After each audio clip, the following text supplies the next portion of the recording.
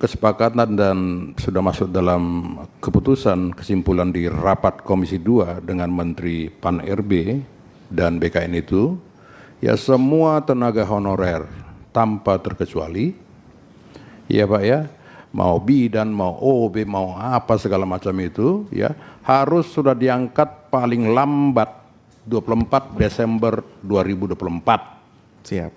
Dengan tanpa syarat ketika dia sudah menjadi tenaga honorer ya selama 5 tahun berturut-turut tanpa terputus. Siap. Itu Pak. Itu Pak. Dalam kesimpulan itu ada. Jadi kalau disebutkan apa namanya tidak diangkat, tentu itu sudah melanggar undang-undang Pak. Siap. Siap. Itu satu. Ini biar kita clear semua di sini dan tidak perlu debatable, kita berdebat di sini. Yang kedua tentang adanya apa namanya ujian oleh istilah saya. Saya pernah tanya kepada kementerian dan kepada kepala BKN, kok masih ada ujian? Ternyata itu hanya untuk apa namanya memverifikasi saja Pak. Formalitas saja itu. Ya supaya semua punya nomor induk apa gitu, saya lupa nomor induk apa. Satu, kedua untuk Kemenpan RB dan BKN itu bisa memverifikasi banyaknya tenaga honorer siluman. Betul. Ya, nah maka dalam rapat ini saya sampaikan, Pak Gaus sampaikan juga dan teman-teman sampaikan supaya Kemenpan RB, BKN itu melakukan audit, ya kan? Bekerjasama dengan BPKP. Siap. Untuk menemukan para tenaga honorer siluman itu Pak. Saya banyak menemukan tenaga honorer siluman, tidak pernah tenaga honorer, tapi namanya masuk, diajukan ke Kemenpan BKN, nama yang honorer tidak masuk, yang tidak honorer yang masuk. Itu siluman Pak. Siap. Jadi bukan hanya mafia tanah yang ada sekarang, mafia judi, mafia tenaga honorer juga sudah ada Pak. Nah ini kita perlu selesaikan ya dalam forum ini. Nah, mengenai database itu, ya Saudara Ketua Dewan Pengurus Nasional FKHN, mereka punya website, masukkan saja Pak. Nah, ketika itu sudah masuk, tolong serahkan kepada kami Komisi 2. Siap. Supaya kami bisa apa namanya melakukan rapat dengan Kemenpan RB dan BKN, ya menyampaikan langsung dalam forum ini loh. Siap. Ya, yang sudah masuk ke database, tolong ditindaklanjuti. Dan itu sudah sering kita lakukan di dalam rapat dengan Kementerian Pan RB dan BKN. Nah, maka ketika Bu Rike Diah Pitaloka doktor kita ini bertanya kepada saya tentang saudara-saudara para bidan yang sudah mengeluarkan kami ke dunia ini, ya kan bidan Pak. Ya, yang mengeluarkan dunia ini. Tanpa bidan, saya terus terang lahir karena bidan Pak. Ibu saya juga bidan. Ya, ibu saya bidan. Ya, bidan. Ketika beliau bertanya, kok tidak bisa masuk ke database? Saya bilang, ya bisa, kenapa nggak bisa? Ya kan, jadi kalau saudara Kuta mengatakan masalah penggajian, ya dari APBD, segala macam nggak ada itu Pak, nggak ada diatur. BLU ya, Blut ya, itu nggak ada diatur Pak, yang nggak ada diatur. Jadi saran kami ya kepada semua tenaga honorer, ini dalam forum resmi dan ini pasti media DPR ada di sini semua, ya kepada semua tenaga honorer yang sudah 5 tahun berturut-turut tanpa terputus, maka mereka wajib diangkat menjadi P3K. Itu Pak.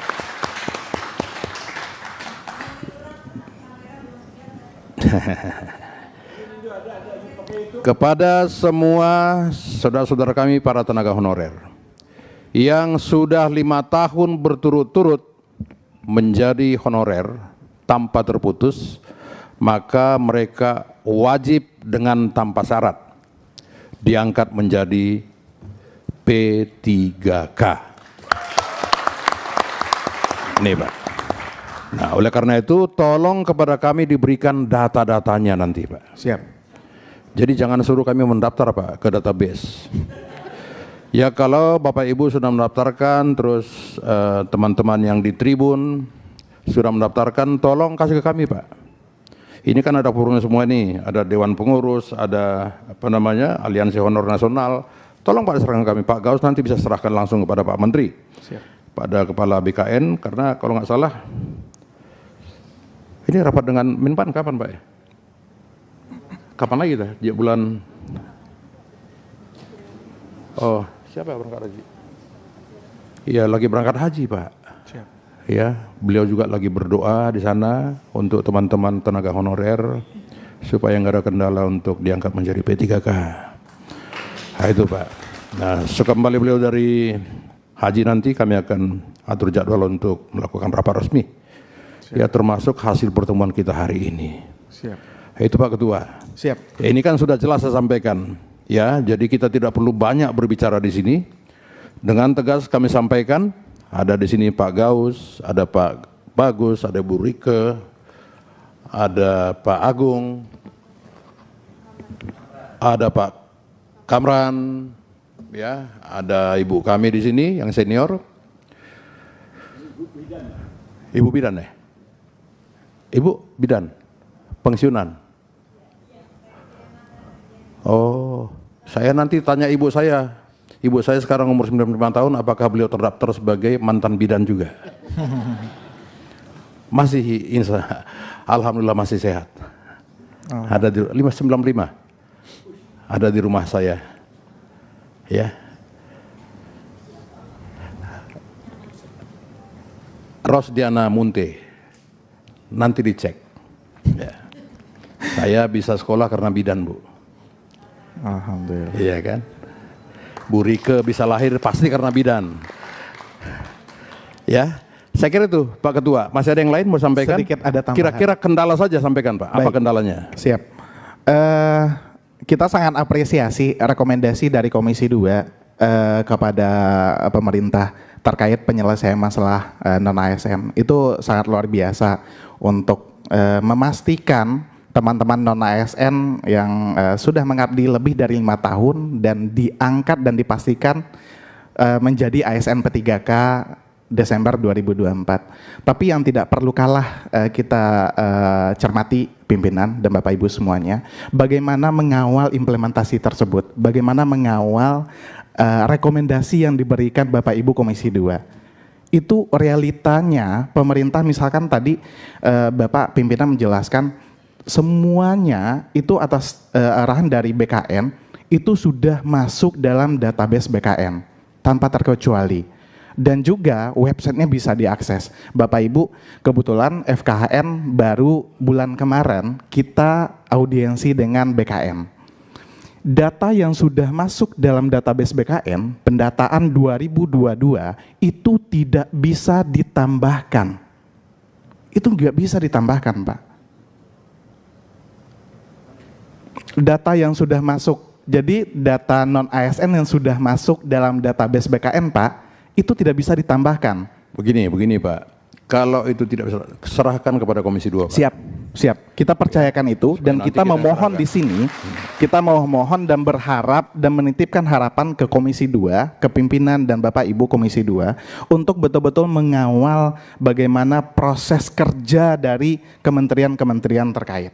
Sehingga kebijakan yang dilahirkan oleh pemerintah bukan kebijakan yang merugikan tenaga non-ASN. Kita rasa ini teman-teman juga setuju dengan akan ini. Ya, pimpinan. Silakan Pak Gaus. Kita santai aja Pak, kita bisa langsung sautan aja. Saya interupsi. Silakan Pak Gaus. Ya, apa yang sedang disampaikan oleh Adinda dari forum FKHN, ini pernah juga saya ungkapkan Pak Ketua pada kita RDP dengan Pak Menteri. Saya sangat paham betul apa yang beliau sampaikan. Yang bisa dijamin oleh pemerintah dalam hal ini oleh Kementerian Menpan RB itu adalah sebagaimana dikatakan tadi, jumlah yang 2,3 juta. Yang 2,3 juta itu berdasarkan surat edaran dan datanya terupdate oleh Kementerian Menpan RB. Saya dulu turun ke lapangan. Salah satu di antaranya adalah dapil saya namanya Kabupaten Padang Pariaman. Karena sikap daripada BKD, Badan Kepegawaian Daerah, apa namanya sekarang saya nggak tahu, ada yang menghambat. Yang kata ketua itu betul, yang disampaikan oleh pimpinan saya juga benar. Yang jadi persoalan adalah orang yang bekerja 5 tahun secara terus menerus, tetapi dia tidak termasuk pada update data.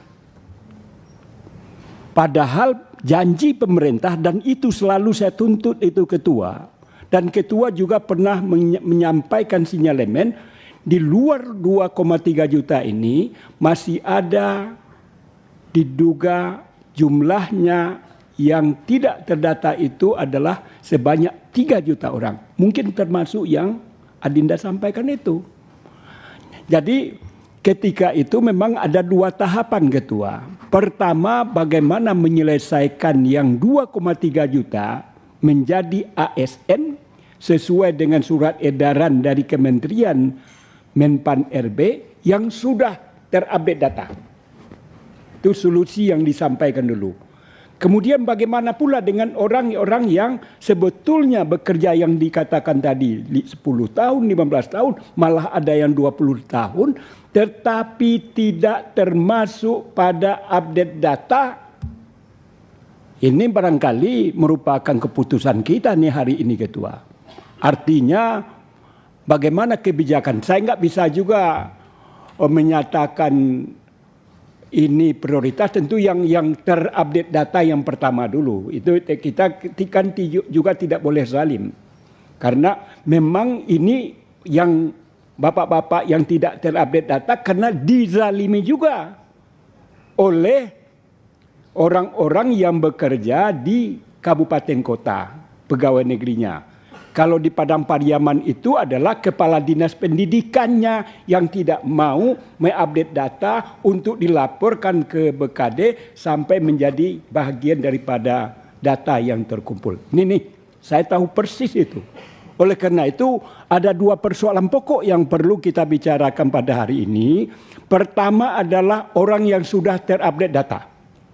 Dan dia harus tidak sebelum Desember 2024 sudah harus menjadi ASN, apakah dalam bentuk PNS ataupun P3K. Begitu ketua, terima kasih. Makasih Pak Gaus. Ya. Masih ada Pak? Masih. Ya, siap pimpinan. Makasih. Assalamualaikum warahmatullahi wabarakatuh. Jadi Sebentar, langsung Pak. saja ini.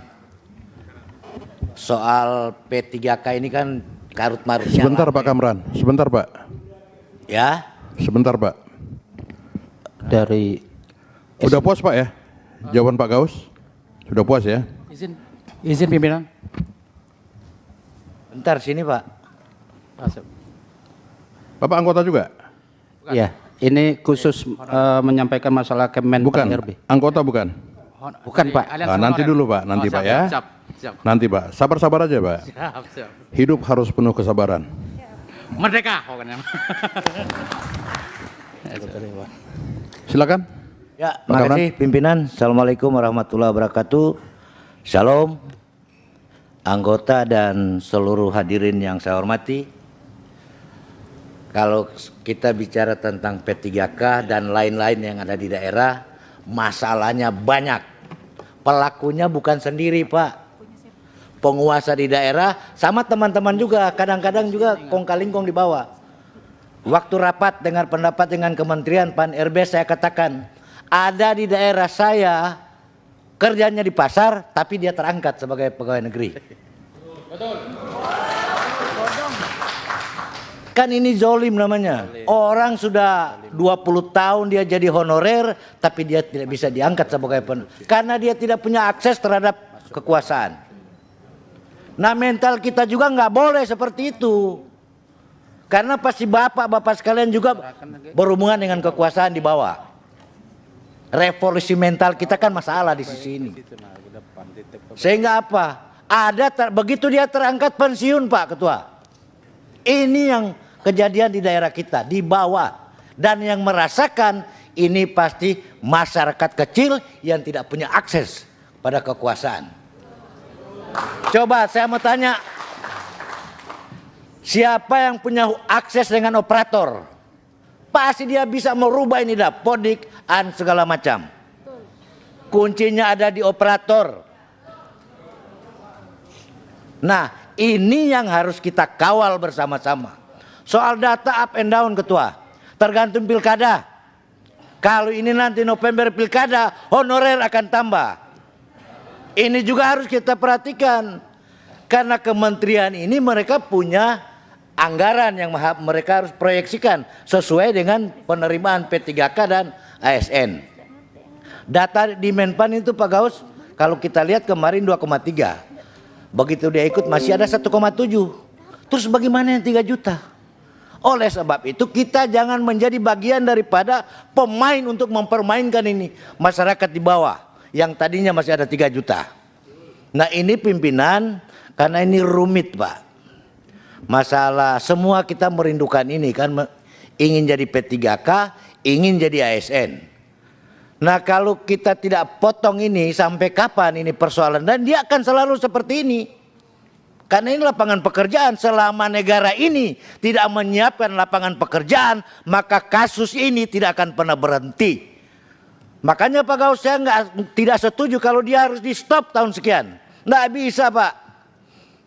Tidak seluruh pegawai negeri bisa bekerja di bawah. Tidak seluruhnya. Justru honorer yang jadi pekerja di bawah. Nah ini, jadi memang ini tidak mudah pimpinan, tetapi harus kita selesaikan sebagai bangsa. Masa saudara-saudara kita puluhan tahun mengabdi, tiba-tiba orang lain hanya karena faktor tangan kekuasaan. Mungkin itu sebagai pengawal kita karena memang rumit masalah ini. Terima kasih. Assalamualaikum warahmatullahi wabarakatuh. Waalaikumsalam. Terima kasih Pak Kamran. Agung. Pak Agung, silakan Pak. Terima kasih. Ini dari fraksi Golongan Karya. Terima kasih. Silakan Pak. Pimpinan yang saya hormati, rekan-rekan anggota Dewan dan sahabat-sahabat tercinta yang saat ini sedang mengadukan apa yang menjadi harapan dan keinginan luhur.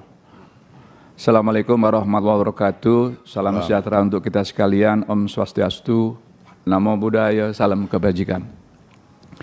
Saya dari fraksi Golkar menghargai kehadiran ibu bapak semuanya di rumah rakyat ini.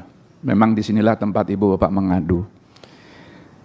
Persoalan pegawai pemerintah ASN baik itu PNS maupun P3K ini memang sedang menjadi topik hangat dan itu menjadi tekad kami. Di periode ini kami semaksimal mungkin untuk bagaimana mendesak pemerintah agar Bapak Ibu bisa dituntaskan kejelasannya, bisa dipastikan dan dinaikkan derajat kesejahteraannya, dan juga bisa dipastikan statusnya. Kemarin yang Pak Gaus sampaikan adalah hasil terakhir keputusan rapat ya, yang ada di sini, di RDP di sini, dan bersama-sama dengan kementerian terkait. Memang ada sejumlah angka yang harus dituntaskan. Tetapi yakin dan percayalah bahwa hasil pendataan baik itu yang masuk database ataupun yang belum, saya tidak bilang tidak ya, yang sudah masuk ataupun yang belum, saya harus sampaikan bahwa pemerintah dan DPR, khususnya Komisi 2 ini punya tekad yang sama agar bisa secepatnya menuntaskan kejelasan status Bapak Ibu yang hadir di sini sebelum kokok ayam pagi. Artinya apa? Kalau ini kita terjadi beda pendapat, ada yang sudah masuk database ataupun belum, itu hanya bagian dari cara pandang pemerintah. Kebetulan saya Komisi 2 yang ditugasi juga di Banggar. Pemerintah dan kementerian lembaga terkait pemangku kebijakan ini tentu punya cara pandang yang berbeda dengan kita. Pemerintah akan menetapkan kebijakannya sesuai dengan kriteria syarat yang berlaku dan juga kesiapan penganggaran. Dari sisi APBN, kami kemarin rapat terakhir dengan BKN dan Kemenpan, format APBN 2025 besok sudah harus mencerminkan kejelasan status Bapak Ibu yang hadir di sini dan semua yang sudah bekerja mengabdi pada Indonesia. Lalu kami juga menyampaikan beberapa persoalan kawan-kawan tenaga kesehatan dan juga bidan. Ada sejumlah angka, ada sejumlah nama yang mereka sudah lolos. Mereka sudah lulus ujian, tetapi belum lolos. Ada ternyata beda cara pandang antara Kementerian Kesehatan, maaf Bu Rike, saya juga sempat mengontak kementerian terkait, perbedaan cara pandang antara bidang profesi dan bidang pendidikan. Saya bilang apapun cara pandang itu silakan, kebijakan ada di tangan pemerintah, tetapi persoalannya secara politis, secara faktual, teman-teman bidan yang ada di lapangan, ada di pelosok-pelosok, ada di daerah terpinggirkan, mereka profesi ataupun pendidikan semuanya bekerja membantu pemerintah menolong persalinan. Betul? Orang mau melahirkan tidak tanya ibu bidan pendidikan apa ibu bidan profesi. Tetapi ketika di kampung tidak ada tenaga yang menolong persalinan, maka dia punya hak menolong persalinan. Maka dia sudah mengabdi pada republik ini. Untuk itu ada sejumlah angka kalau tidak salah kawan-kawan kita 700 atau 600 sekian. Karena dia sudah lulus, wajib hukumnya bagi pemerintah untuk diangkat. Pada bagian lain, beda cara pandang tadi yang Pak Gaus sampaikan dan juga pemerintah. Kalau tidak salah dalam notulen rapat, nanti tolong dicek dengan kesekretariatan, pemerintah berjanji, pertama akan menuntaskan angka yang sudah disepakati itu. Tetapi bukan berarti ibu bapak yang sudah keluar keringat mengabdi pada merah putih, kemudian tidak diperhatikan. Ini hanya masalah waktu, kemudian fiskal yang ada di APBN. Permintaan kami Bapak Ibu tetap sabar, ikhlas, mengabdi pada profesi masing-masing. Jangan salah, ini memang benar apa yang disampaikan Pak Kamran. Kadang mereka yang sudah PNS dan sebagainya, mereka selalu melempar kepada ibu bapak untuk menyelesaikan tugas-tugas itu, betul? Nah, tetapi pada bagian lain sabar, sabar dan sabar. Jangan ketika dilempar begitu pekerjaan terus ibu bilang, no, serahkan aja tuh yang PNS, yang sudah P3K. Jangan.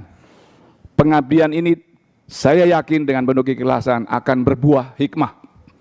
Saya akan mengawal untuk menyelesaikan semua pegawai yang sudah mengabdi pada Republik Indonesia ini. Hanya masalah waktu. Satu permintaan saya, tetap ikhlas mengabdi dan tolong dukung doanya. Terima kasih dari saya, Agung Widiantoro, Dapil Brebes, Tegal dan Kota Tegal. Tolong sampaikan sama kawan-kawan. Kalau ada yang hadir ya alhamdulillah. Kalau nggak ada yang hadir, tolong diajak juga. Karena di sana bukan berarti tanpa persoalan, begitu. Kemarin kami menerima pengaduan, kalau nggak salah ada 60 dari 600 sekian bidan pendidikan yang mereka sudah lulus tapi tidak lolos. Melalui siaran langsung yang dilansir oleh Bu Rike ini, saya titip salam bahwa kami sudah berjuang untuk dapil kami dan juga teman-teman semuanya. Nasrun minallah wal fatun qorib, Allahumma fiqh ila qaumit thoriq. Wassalamualaikum warahmatullahi wabarakatuh. Om Santi Santi Santi Om.